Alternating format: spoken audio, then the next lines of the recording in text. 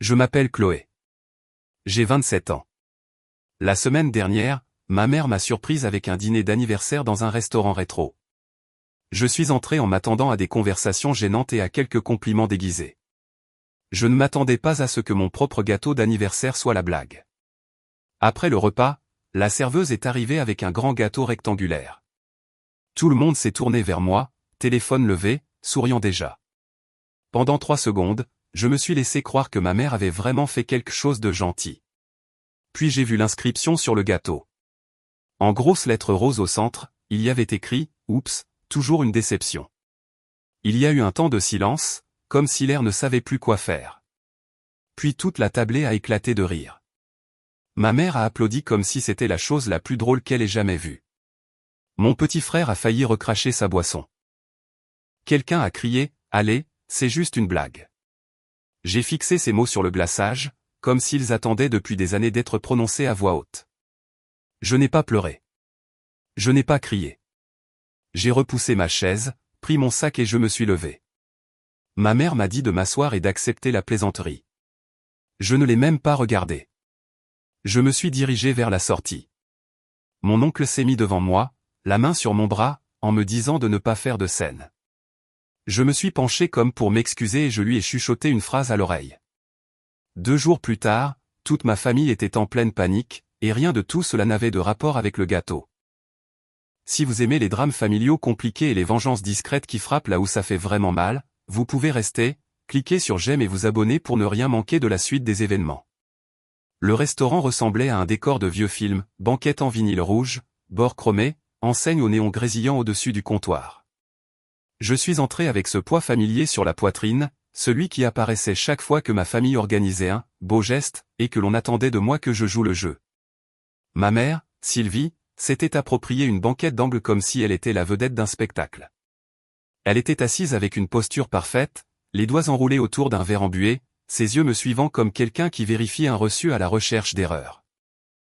Mon père, Gérard, était assis à côté d'elle, les épaules rentrées, avec l'air résigné d'un homme qui prévoyait de laisser la soirée se dérouler sans intervenir.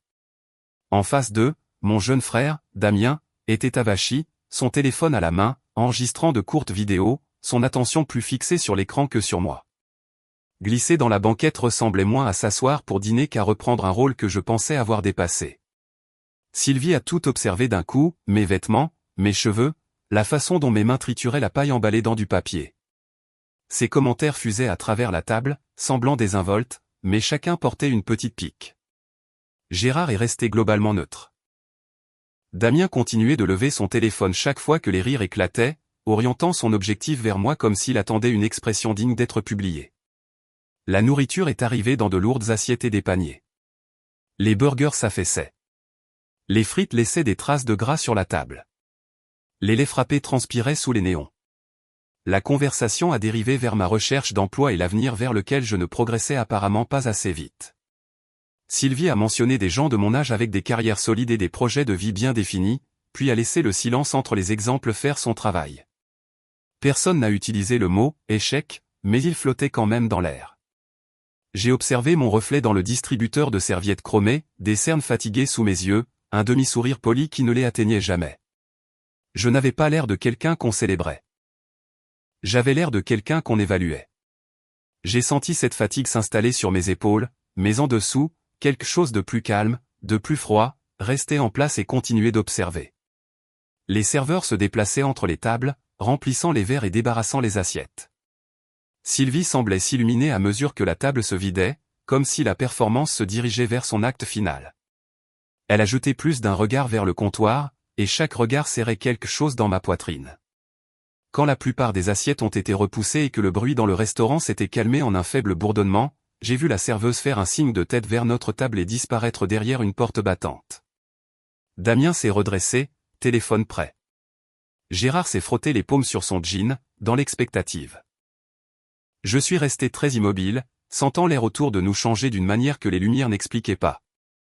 La serveuse est revenue, portant un grand gâteau rectangulaire sur un plateau en plastique, des bougies vacillant pendant qu'elle marchait. Les conversations aux tables voisines se sont tues tandis que les gens se tournaient pour regarder. Le gâteau a atterri devant moi, le glaçage tremblotant sur les bords. Un instant, Je me suis laissé espérer que le message serait inoffensif, quelque chose de fade et d'oubliable. Puis j'ai lu ce qu'ils avaient choisi de faire écrire au-dessus de mon nom. La réaction a été instantanée et bruyante, une explosion de rire qui a couvert la musique du jukebox.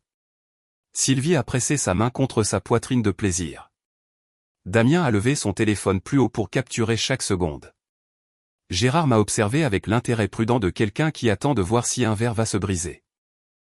Assise là, sous les néons bon marché, avec ce message me fixant depuis le glaçage, j'ai compris que je ne les interprétais pas mal ou que je ne surréagissais pas. Ce n'était pas une maladresse ou une blague qui était allée trop loin. C'était ainsi qu'ils voulaient me définir, payé et présenté sur un plateau en plastique. Quelques mois avant cet anniversaire, j'ai passé un samedi chez mes parents pour ce qu'ils appelaient un petit service rapide. Mon père avait mal au dos et il avait besoin d'aide pour vider la petite pièce qu'il utilisait comme bureau. Dans son esprit, j'avais du temps libre et des bras valides, ce qui faisait de moi le choix évident. Je l'ai suivi dans le couloir, passant devant mon ancienne chambre, pour entrer dans un espace qui semblait retenir son souffle depuis des années. Le bureau tenait plus du placard de rangement que de l'espace de travail. Des boîtes en carton étaient empilées contre les murs, et des papiers volants s'affaissaient sur un classeur. Mon père a désigné un groupe de boîtes qu'il voulait déplacer au garage, puis s'est affalé dans un fauteuil avec les mouvements raides de quelqu'un qui prétend aller bien. J'ai commencé à traîner les boîtes vers la porte. La plupart de ce que j'ai vu en les ouvrant correspondait exactement à ce à quoi je m'attendais. De vieilles déclarations d'impôts, des livrets de garantie devenus cassants et des enveloppes de banque au logo que je reconnaissais à peine remplissaient les dossiers. C'était comme fouiller dans la version papier d'un bruit de fond, toute la preuve ennuyeuse qu'une famille avait continué d'exister année après année. J'ai continué à travailler jusqu'à ce que j'atteigne une boîte plus lourde, coincée dans un coin. À l'intérieur, les dossiers étaient alignés en rangées soignées, chacun étiqueté de l'écriture minutieuse de mon père. Vers le fond, un dossier se démarquait. Sa couverture était crème au lieu d'être en manille, les coins arrondis par l'usage. Mon nom était écrit sur le devant à l'encre bleue, et en dessous, en plus petites lettres, il y avait le mot « éducation ». Un instant, je l'ai juste tenu en écoutant mon cœur s'accélérer. Puis, la curiosité l'a emporté. Les premières pages étaient des formulaires d'une société d'investissement.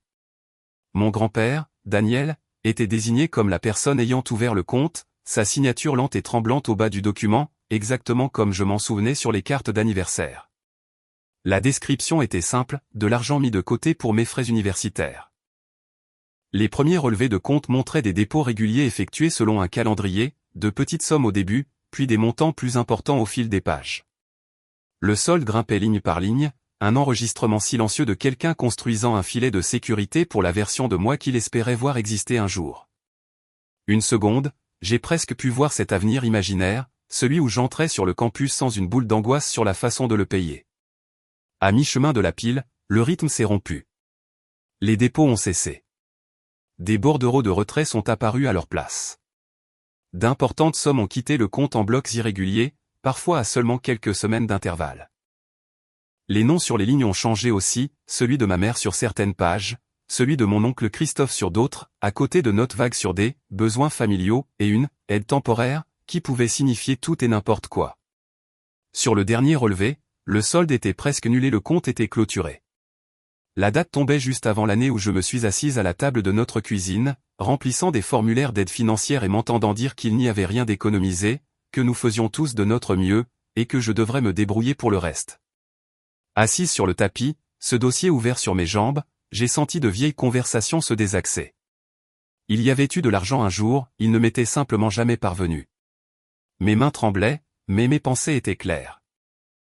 J'ai sorti mon téléphone et j'ai discrètement photographié chaque page du dossier, l'une après l'autre, jusqu'à ce que ma pellicule contienne une copie complète d'une histoire que personne ne m'avait jamais racontée. Puis j'ai empilé les papiers exactement comme je les avais trouvés, j'ai glissé le dossier dans la boîte, et j'ai refermé le couvercle avant de la descendre. Sur le chemin du retour, mon sac pesait lourd sur le siège passager, mon téléphone à l'intérieur contenant la preuve que ma famille n'avait pas seulement malmené mes sentiments. Bien avant qu'un gâteau ne l'exprime clairement, ils avaient déjà dépensé mon avenir. Les jours suivant mon anniversaire se sont installés dans un calme délibéré. J'ai éteint mon téléphone en rentrant chez moi et j'ai laissé l'appartement silencieux. J'allais à mon travail temporaire, je rentrais dans mon petit logement, je cuisinais des plats simples, et je passais chaque soirée sans la vibration des réactions des autres dans ma main. Cela ressemblait moins à de la clandestinité qu'à une sortie finale d'une pièce où j'avais été en procès pendant des années. Dans ce silence, mes pensées ont suffisamment ralenti pour s'aligner. Je me suis souvenu de ma mère rejetant mes projets comme étant irréalistes, de mon père fixant la table quand quelqu'un poussait une blague trop loin, de mon frère répétant des histoires sur le fait que j'étais toujours à la traîne. Rien de tout cela n'était nouveau. Ce qui avait changé, c'était la phrase sur le gâteau liant tous ces moments. Une fois que je l'avais vue écrite, il n'était plus possible de prétendre qu'il voulait dire quelque chose de plus gentil. Le deuxième soir, j'ai rallumé mon téléphone. L'écran s'est rempli d'appels manqués, de messages vocaux et d'aperçus de messages.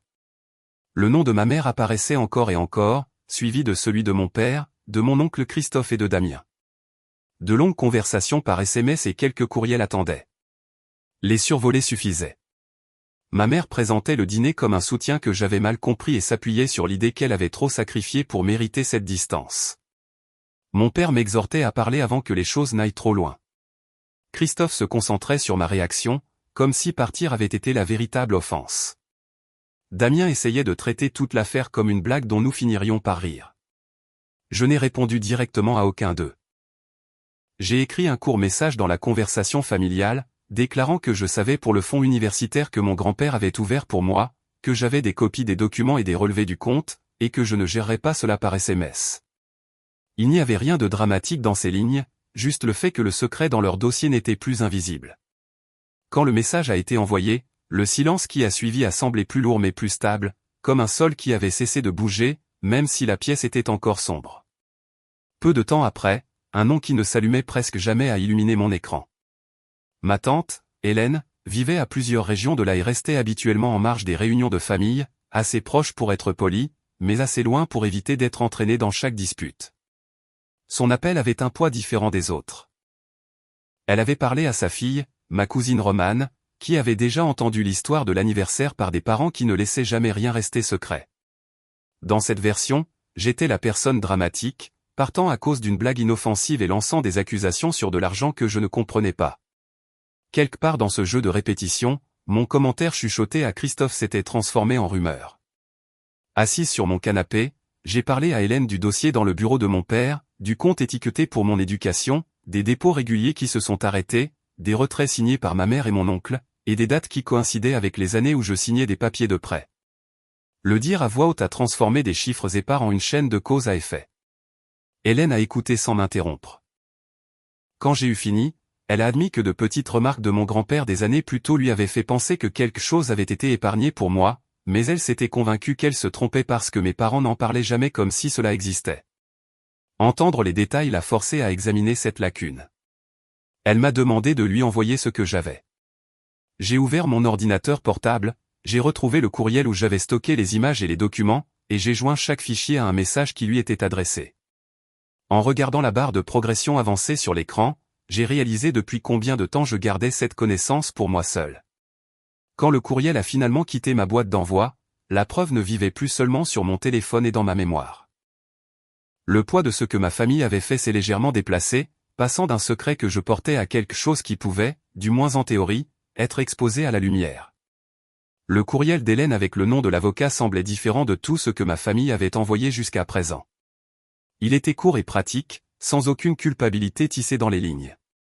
Elle écrivait que ce que j'avais trouvé correspondait à des choses que mon grand-père avait autrefois laissé entendre, et que c'était plus grave qu'un malentendu. Elle connaissait quelqu'un qui gérait des situations où l'argent destiné à une personne finissait discrètement sur le compte de quelqu'un d'autre. Le bureau de l'avocat était petit et soigné, niché au-dessus d'un café du centre-ville. Il a jeté un coup d'œil à la pile de papiers que j'avais apportés et m'a demandé de les expliquer avant de lire quoi que ce soit. J'ai exposé l'histoire dans l'ordre, du dossier étiqueté dans le bureau de mon père au compte clôturé, puis les prêts étudiants et les années de paiement qui ont suivi. Le raconter ainsi donnait à ma propre vie l'air d'un dossier judiciaire. Il a lu chaque page avec une attention soutenue, vérifiant les noms, les dates et les numéros de compte sans commentaire. Pour lui, le fonds universitaire n'était pas une faveur. C'était un compte avec un objectif clair et un bénéficiaire désigné. Les retraits n'étaient pas des erreurs, mais des transferts délibérés qui n'ont jamais touché aux frais de scolarité ou de logement. En termes simples, il a dit qu'il y avait des moyens formels d'exiger le remboursement de cet argent, ainsi que les intérêts qu'il aurait dû générer. Entendre ces mots m'a à la fois troublé et apaisé. J'avais toujours laissé de la place à l'idée qu'il y avait eu une urgence ou une confusion que j'ignorais. Maintenant, un étranger regardait les mêmes chiffres et les qualifiait d'abus sans hésitation. C'était à la fois rassurant et discrètement dévastateur de réaliser que ma mère et Christophe avaient vu mon nom sur ce compte et l'avaient quand même vidé. Quand il m'a demandé si je voulais aller de l'avant, la réponse était déjà là, au fond de moi. J'ai pensé aux années passées à jongler entre le loyer et les paiements minimums, à ma mère qui parlait encore de moi comme si j'étais paresseuse et ingrate. Renoncer aurait signifié choisir leur confort au détriment de mon avenir une fois de plus. Je lui ai dit que je voulais prendre toutes les mesures nécessaires. Ces mesures semblaient simples sur le papier. Il a demandé les registres officiels de la société d'investissement et de la banque, pour que rien ne repose uniquement sur les copies que j'avais trouvées. Il a préparé une lettre pour ma mère et Christophe, indiquant que leur utilisation du fonds était en cours d'examen et que des documents les liaient à chaque retrait. Il a mis Hélène en copie pour qu'au moins un autre adulte de la famille voie la situation en langage formel plutôt que sentimental. Dès que ces lettres sont arrivées, le ton de la conversation de groupe familial a changé. Le flot habituel de blagues et de photos a été mis de côté par de longs messages sur la loyauté et la nécessité de garder les problèmes en famille. Ma mère a écrit qu'elle se sentait attaquée et a insisté sur le fait que tout ce qu'elle avait fait était, pour nous.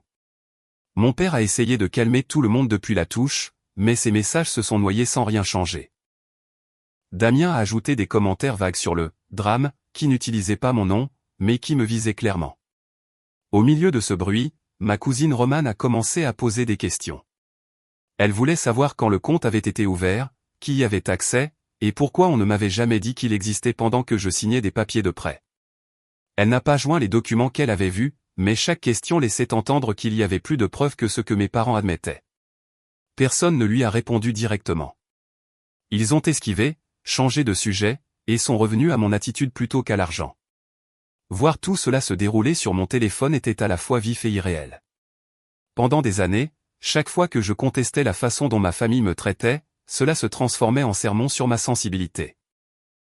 Maintenant, quelqu'un d'autre dans la même conversation suivait les mêmes fissures sans s'excuser. Pendant que la conversation tournait en rond, l'avocat a envoyé une brève mise à jour confirmant que les relevés officiels correspondaient à mes copies et que nous avions assez d'éléments pour exiger un remboursement. Cela n'effaçait pas ma dette, mais cela déplaçait le poids de l'histoire. Pour une fois, je n'étais pas la seule à le porter. Le tournant suivant s'est présenté à ma porte, pas dans mes notifications.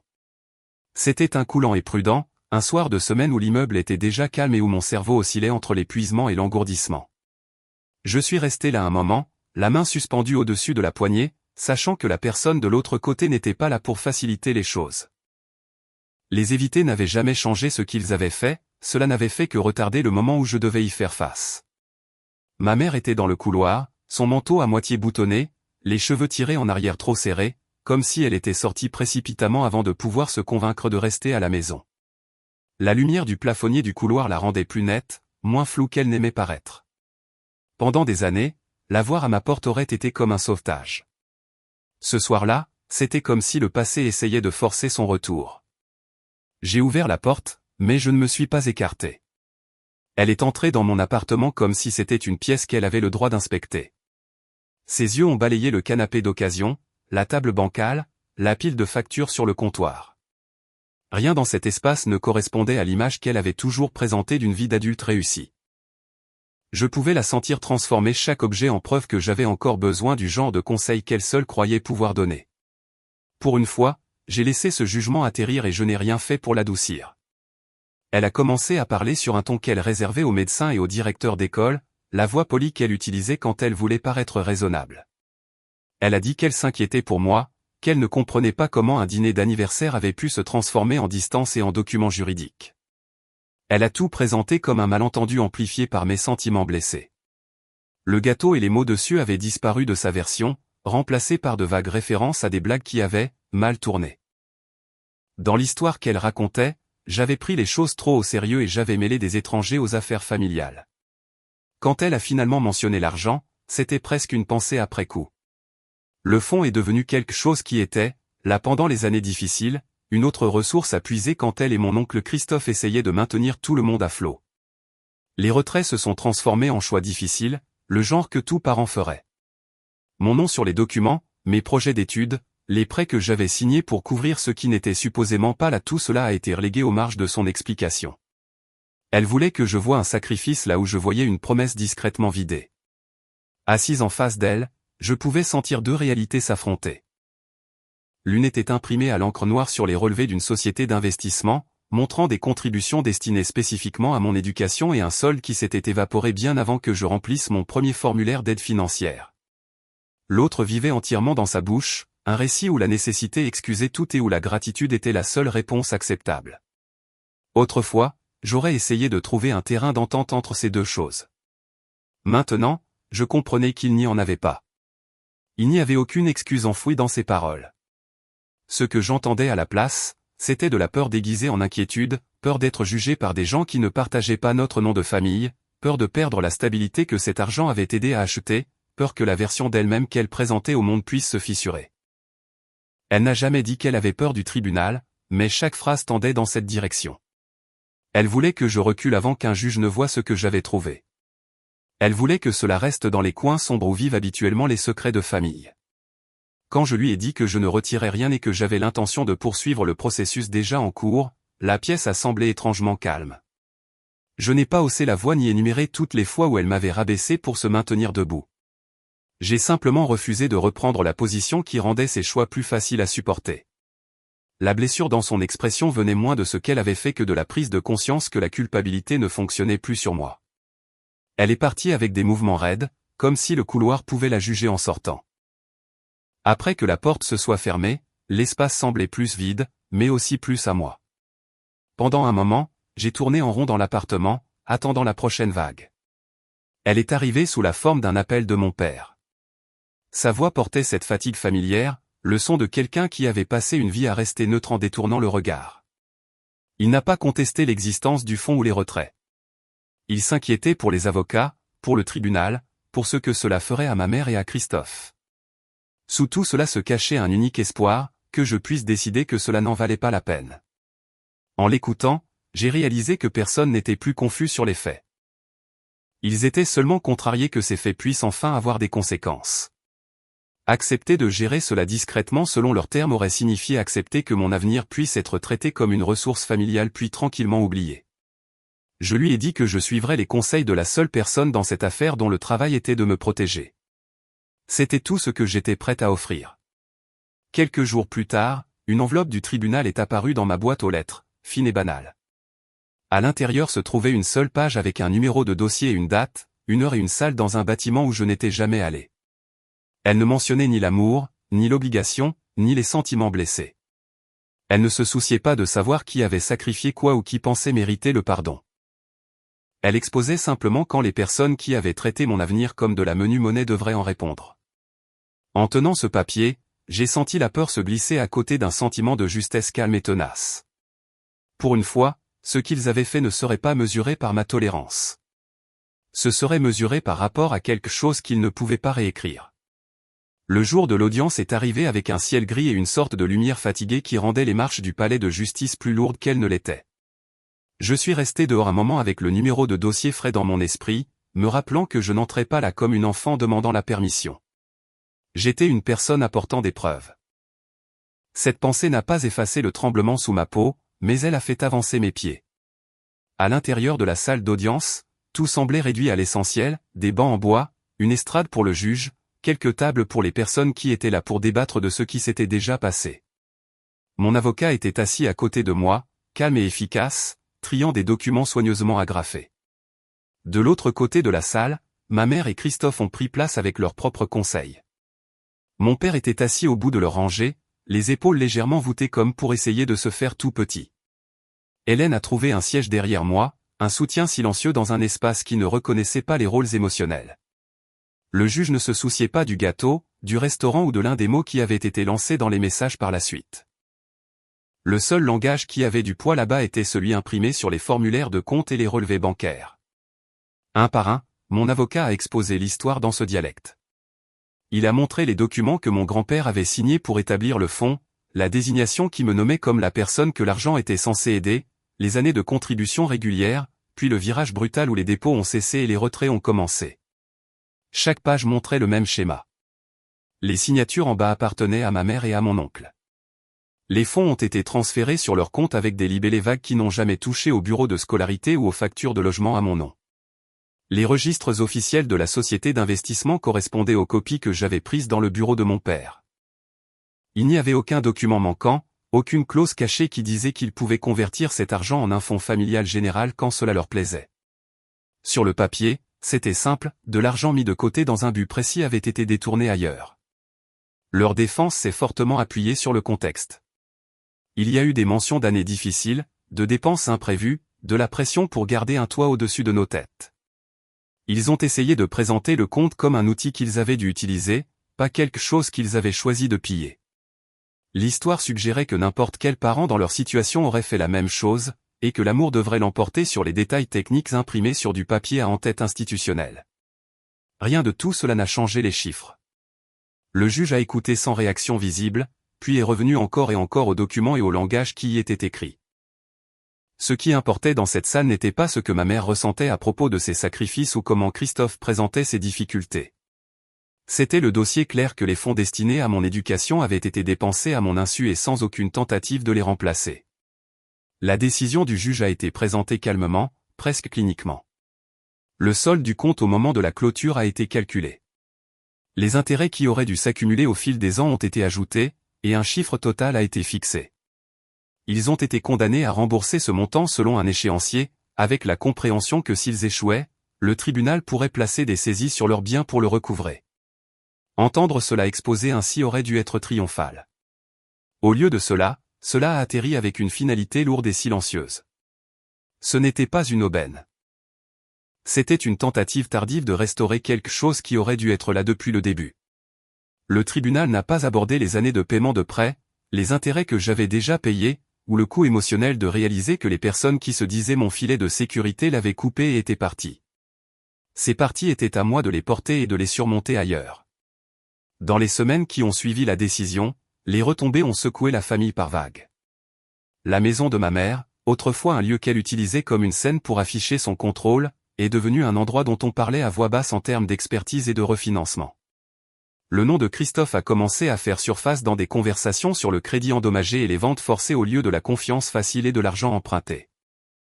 Les parents qui avaient auparavant ri à leurs blagues ont commencé à garder un peu plus de distance, non pas parce qu'ils me voyaient soudainement différemment, mais parce qu'ils étaient mal à l'aise avec la proximité de ses conséquences. Ma mère a tenté une dernière fois de me joindre, non pas dans le couloir de mon immeuble cette fois, mais par une lettre arrivée dans une enveloppe épaisse. L'écriture sur le devant était familière, ample et soignée. À l'intérieur, elle a construit une version des événements où l'histoire, la nécessité et la maternité se fondaient en une longue justification. Les excuses, si elles existaient, étaient si étroitement tissées dans l'autodéfense qu'elles disparaissaient.